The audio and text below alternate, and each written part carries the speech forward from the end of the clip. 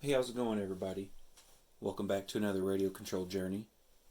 Now, today's video is going to be a little different. I wanted to show everybody how to assemble the WPL KM axles and, if we had time, drive shafts. Now, I wanted to start off with the 6x6 because, of course, that's going to be the hardest. In the instructions, you can see that your normal center axle is going to have a metal gear. But if you buy the KM, you're going to have the equal power center axle where it has that shaft passing through. So I will show how to assemble that. I already have it assembled, so we're going to disassemble it real slowly, and then that way you'll be able to see how it was put together. Now, taking a look at the instructions, you will see that if you have a kit, these are already mounted on and your gear is already centered, or off-centered, shall I say. But when you have a KM, you have to mount all of this. Your bearings, your gear, and you have to make sure it's center as well without any scraping. So what I do is I'll assemble it all first without tightening any of the grub screws down, and that way you know there's not too much sticking out on either side, and then you can start going through and putting a small dab of Loctite and putting down your grub screws. Alright, as you can see, I do have everything laid out from the front axle to the center axle to the rear, and the shafts that go inside of them. Starting from right to left, you got your grub screws, your gaskets, brass gears, bearings, hardware. This is all drive shaft hardware. And then the front drag link that goes to the front axle. So we'll get to these two if we have time, if the video is not too long. I'm mainly trying to focus on how to assemble the axles. That way when I do a build video, I can put the link to this video up, and you guys can go ahead and fast forward and help yourself through assembly of the axles. So let's get started. So the tools I'm going to use is a 1.5 Allen and a Phillips. Make sure your Phillips is nice and sharp, so that way you're not stripping any of these little guys. Alright, as soon as you get it, for the most part, that's going to be screwed in with those 4 Phillips that you can see. So right away, we want to take those out.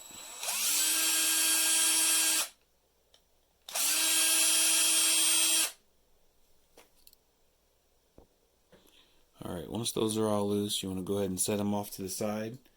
That way we don't lose them, because you are going to need them here in a second. You might need a small flathead to pry this open. If not, you can usually stick your Phillips in there in that end and bend back both ways, and then it'll pop off. Just be careful. Make sure you go both ways, because there's little nipples there to reorganize, so that way we can just focus on what we need. Gears, bearings, grub screws, bottom, top, the front part of the axle, the rear part, and then your shaft, your ends, the turning part.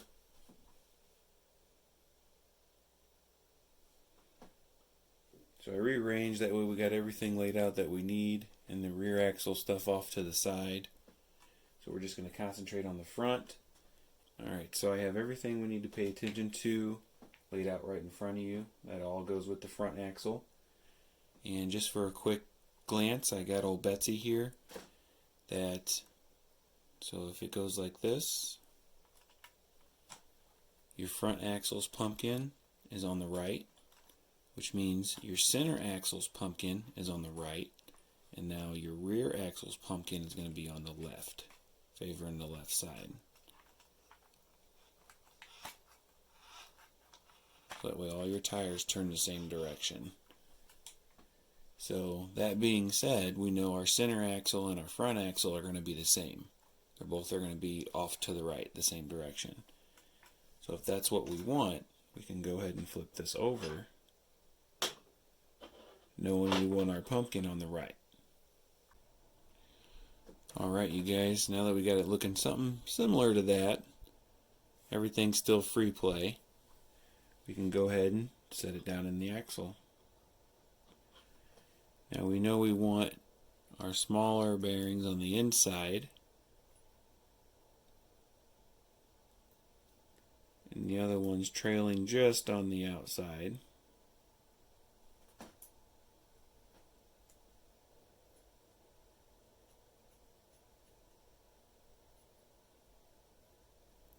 Of course, always keep spinning stuff and making sure it's free through every symbol, the drive shafts, the axles. Every time you basically put something on, spin it and make sure it's free. When I tighten that grub screw eventually, I'm going to spin it.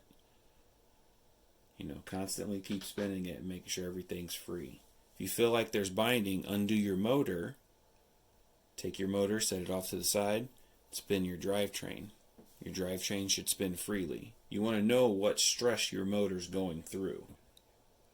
Alright, now that we have this spinning freely, see that, and our bearings are nice and lubed. If you notice, you have bigger bearings. Those bigger bearings right down in there, and then you'll get another one right in the back.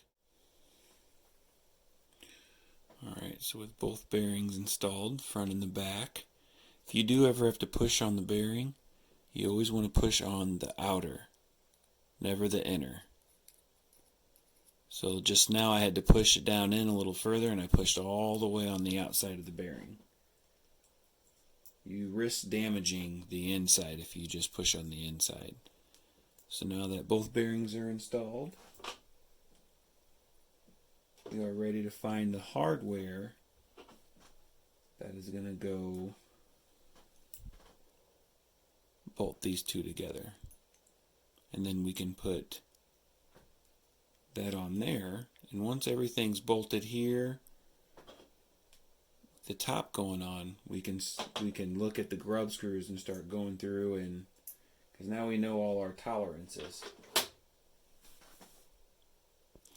Alright, so hunting down the bag of screws that have some long and some short.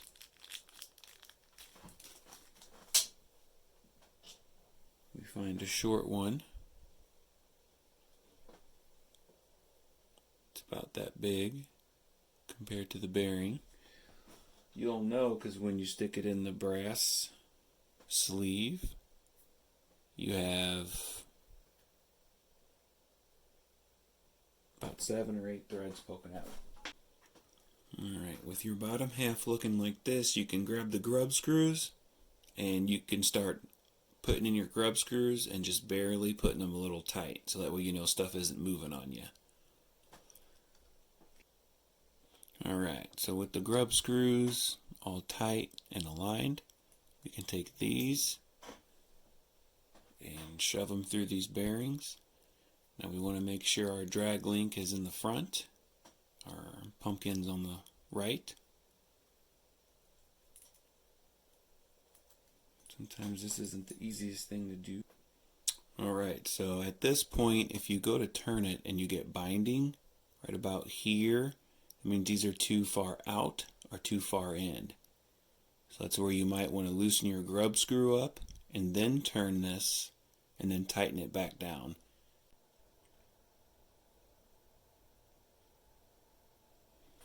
Alright, so now that everything's spinning freely, if you want at this stage, you put your front cap on. See how everything's going to look. It's going to look pretty sweet. Now we're hunting down the gears again.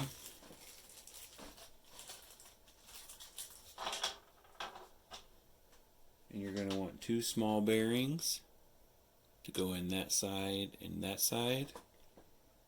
And you're going to want this brass gear. You put 1 bearing on the gear, shove it in.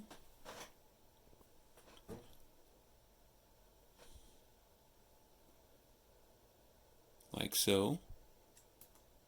And then you put 1 small bearing in that cavity. And if you can see, there's a belly as far as the belly button, which the gears favor in the bottom. So there's a gap to the left and the gear favors the right. So you're going to see the gap to the left and then this gear favoring the right. So you put this gear on the opposite side. You don't want to put it on the side it's favoring because it's going to smash that gear. You want to flip it over and put it on that side. And then always check your gear mesh. Pull this gear in and out. Make sure it's tight. And then when you run your screws in, twist this and turn this and make sure you're constantly getting it to spin. Of course, I haven't added any grease. Once you're okay with everything and you're ready to finalize it, tighten up your grub screws or back them out, add Loctite, and then put some grease on it. Equal power, center axle. Of course, these are just end caps. You line them up with the flat spot, and they only go on one way. And I didn't screw anything together.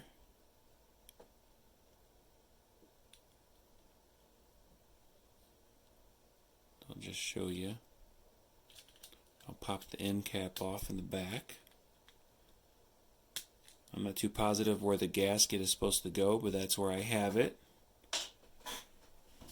I'll give you a whole set of them. If you wanted to put them on the rest of your axles, you can. Alright, so all I did so far was just pop that off. I do not have these on yet, which on my plastic axles I drilled a hole right there, so if I did need to adjust these I can still get to the grub screw. And this is the bar that comes with the axle. This is where the one flat side goes. It comes with two flat sides on one side and then one flat side on this side. So you can see I got the one flat side coming out. That's where your drive shaft's going to go on to. Drive shaft, drive shaft. Alright, so if I separate this, see, that's the same. Your gear goes against the flat spot. Got your axle shaft in there with your 4 bearings. Everything's the same as the front. But then you have this.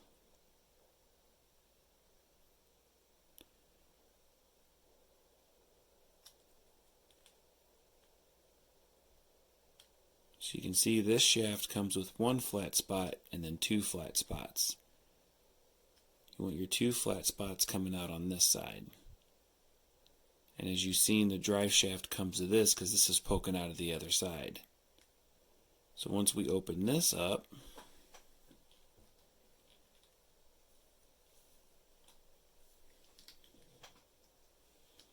okay, so now once I open this up,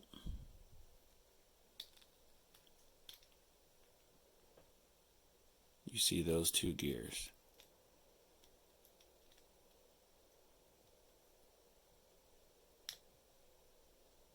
There's a bearing down in there and no bearing there. So here's what the shaft looks like. I got that slightly tight.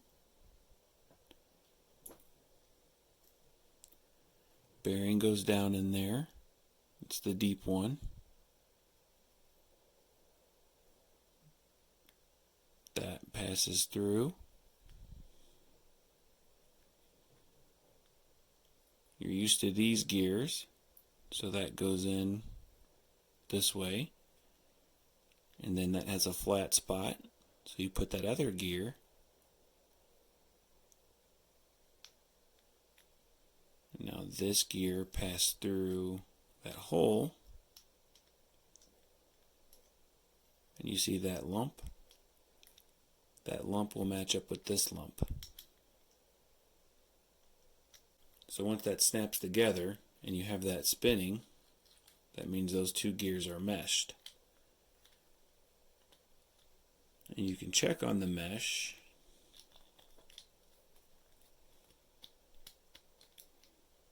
by peeking in there.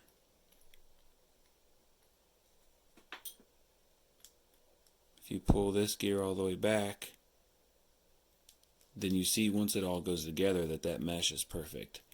You want a little bit sticking out there because that's what's going to rest in that bearing and keep it from flopping up and down.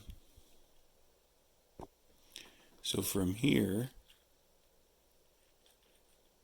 that shaft passes through that little loop, just like that, and then it'll snap together.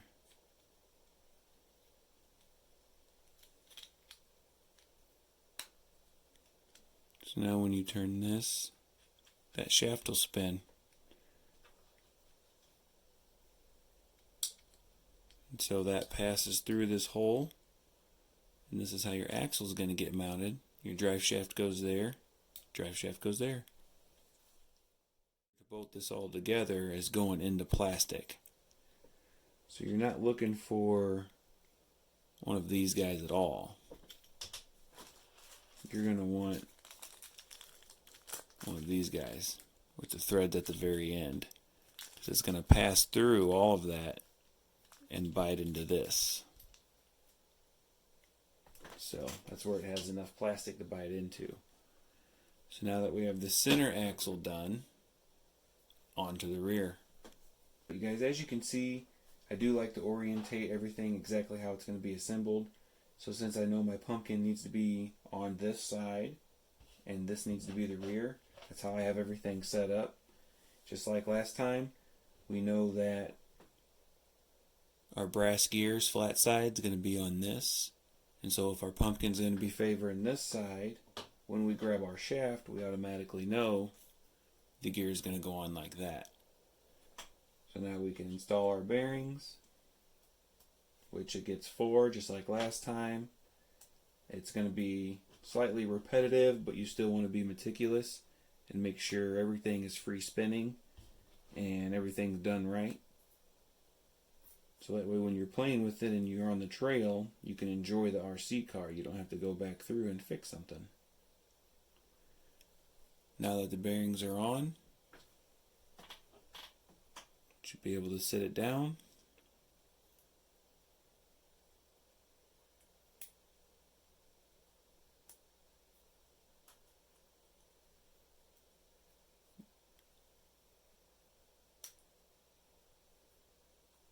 Then again, checking that it's free.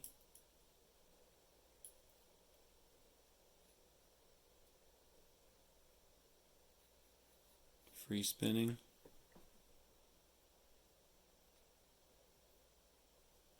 So since this is the rear axle and we don't have any extra parts going on it, we can go ahead and line these up with the flat spots.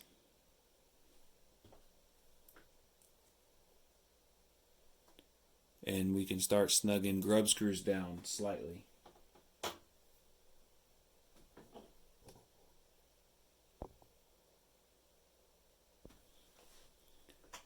So now that I got my grub screws on the end, work your way on the outside, then go to the center.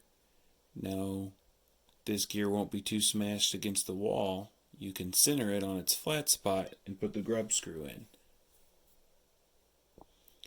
Now that all the grub screws are tightened, you want to spin it, make sure it spins freely.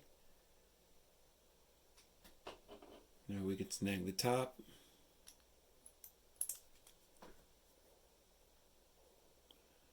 Put it down on the bottom.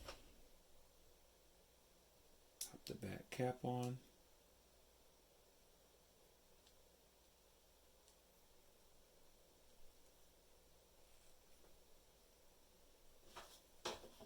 We already know this gets a bearing on each side. Now with our bearings pushed in, take our gear, shove it through. So the front and the rear axles going into metal, the center is the only one going into plastic. Spin it, make sure it's the way you want it. As soon as the gears are all buttoned up, you want to spin it. And this is the moment you want to add grease. You can pop that back off, throw a bunch of grease in there, slap it back on. Don't over tighten it because it will cause binding issues. Just make sure it's tight enough to where there's not a gap. You don't want mud and crud getting in there, hence the gaskets. And we know that it's going to go on this side.